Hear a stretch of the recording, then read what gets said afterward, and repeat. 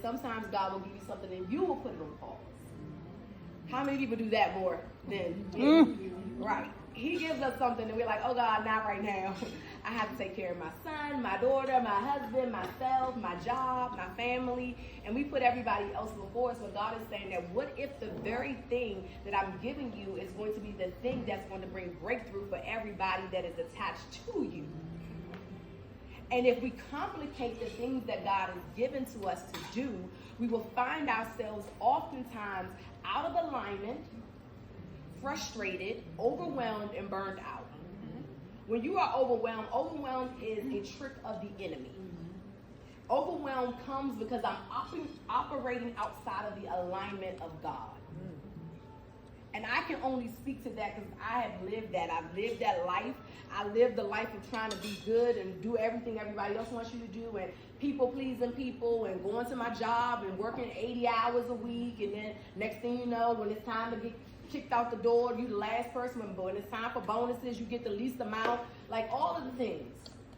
And God was saying that if you just come to me and dwell in my presence, and know what it really means to dwell in my presence, to be present with me, I will make everything that you're trying to figure out, I will bring it to fruition. And the reason why he said Sisters Who Dine, we started this about 7 years ago. So I remember we did something at the Jamaican restaurant, we did something at Headquarter, was that the place? And then one other place. And anytime God gives me something, I normally get it when I'm in a very vulnerable space with God. And I feel like I'm not worthy to do something. And he's literally like, no, I'm going to take all these ashes and I'm going to create something out of your ash. So I want you to think about, what is God creating in you in this season? We have people who have lost jobs. We have people who are trying to find ways to make ends meet, and also you're trying to get your health in order. We have people who are still trying to figure out relationships, husbandships. We don't have wifeships, so husbandships and things of that nature. You're trying to figure out the pieces of it, but God is asking you, will you give it to me?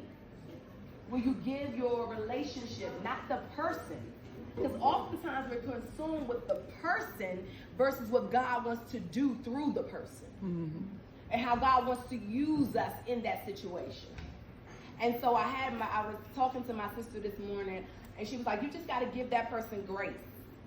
And I was listening to her, and I was like, no. Because my aunt said something to me last night, and they're both similar, and they didn't know that I was talking to them in separate situations. And I was like, I don't want to do that no more. And the reality of it was that I was getting so consumed with trying to figure out, like, God, sometimes we outgrace people.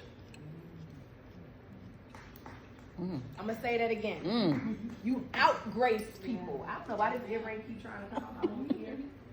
And the reality of it is that you outgrace the person because what you're trying to do is be their God. When we stop trying to be their God, then we can see what God is trying to do through them, and we can release them back to God. Wow. And I only say that because I said, Lord, like, I'm going to have to release. Tell them thank you. Wasn't a food great? Yes.